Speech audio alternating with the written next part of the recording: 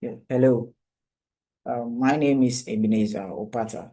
Um, Today we'll be talking about the contemporary management techniques. These are techniques that managers use in order to help them improve their efficiency, their business quality or product quality, and to innovate their product quality as well. So organizations operate in a dynamic and competitive environment.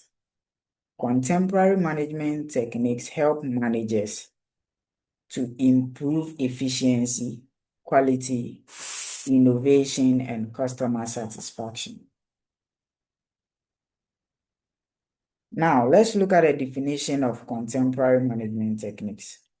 Contemporary management techniques, they are modern managerial approaches, tools and practices used by organizations to improve performance, enhance competitiveness, solve operational problems, and achieve organizational goals. Yeah, so like I said earlier, these are approaches or they are management tools that managers or organizations used in order to enhance their competitiveness, to solve problems and other stuffs.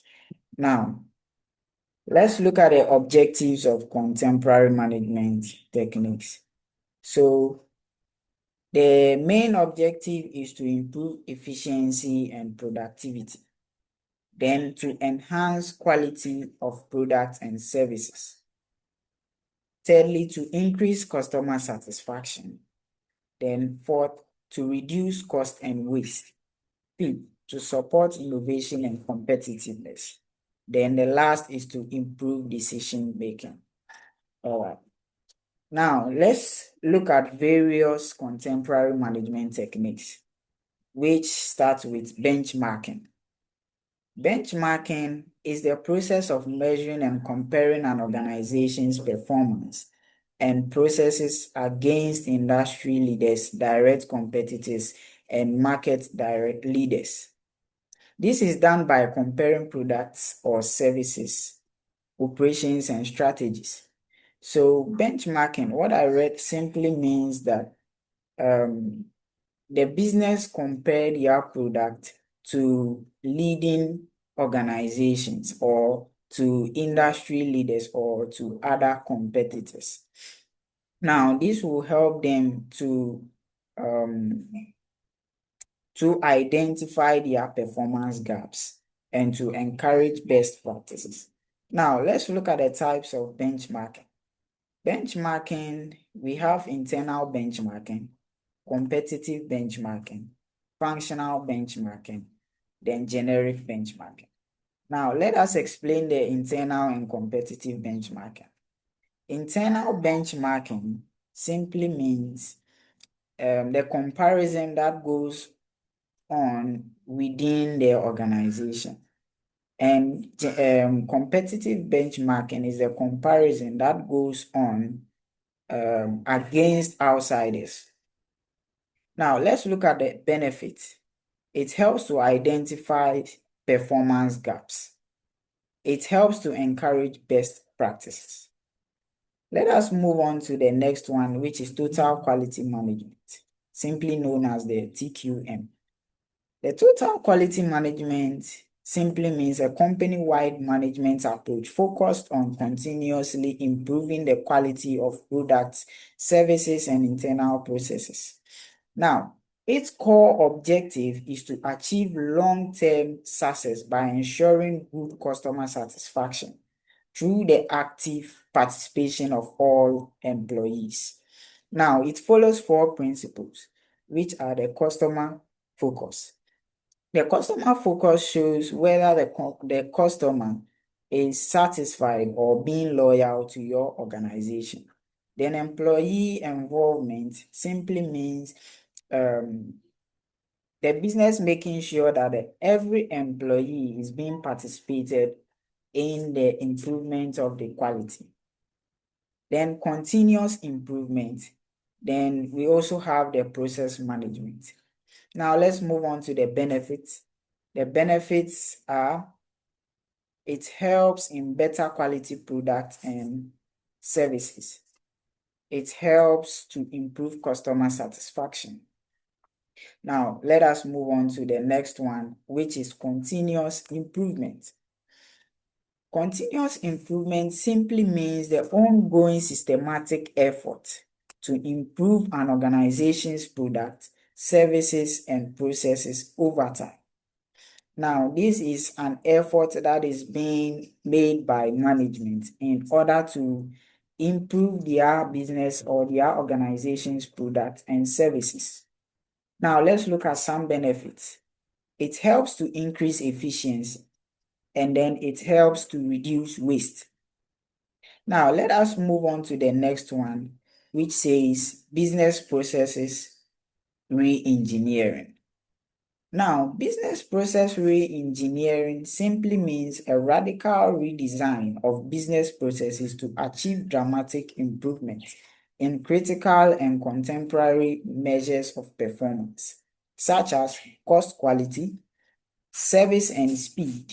It aims to completely discard outdated systems and build entirely new processes from scratch. So now, unlike the previous one we just looked, which is the previous one we just looked, unlike that one, this one is just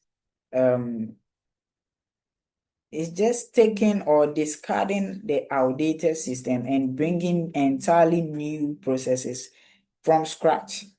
Let's look at their objectives. To reduce cost is the first objective. Then second is to improve service delivery.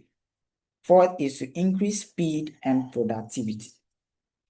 Now let us move to the theory of constraint, which is another contemporary management technique, or which is another technique that managers use. Now, it is simply defined as a management philosophy based on the principle that every complex system, such as manufacturing, a project work, or a service workflow, has at least one bottleneck that limits its maximum output. Now, it follows 4 steps, which says, firstly, you have to identify the constraint. Then secondly, you exploit that constraint. Then thirdly, you subordinate processes. Then fourthly, you elevate the constraint. Then you it will be something like a recycle. You start over again. Okay. Then let us move on to mass customization, which is another contemporary management technique, which says producing customized products while maintaining low production cost. So now this is a business maintaining low production cost. This is the business producing products or producing mass products, producing more products whilst they maintain low production cost. Now, the advantages are customer satisfaction in order to satisfy our customers, then to hold a competitive advantage, increased sales.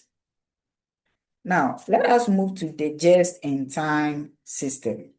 The just-in-time system is an inventory system where materials are purchased and received only when needed for production. So these are where materials are purchased only when they are needed for production. Let's look at the advantages. Lower inventory cost, reduced waste, improved efficiency. Now, let us move on to the next one, which says value chain analysis. The value chain analysis is an analysis of activities that create value for customers. And this is how the business benefits from it. It creates a competitive advantage for the business.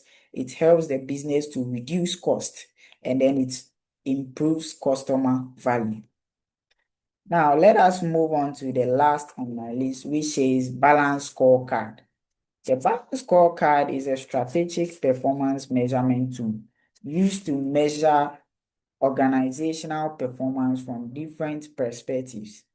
There are four perspectives, which are the financial perspectives, the customer perspective, the internal business process, and then learning and growth perspective. Thank you.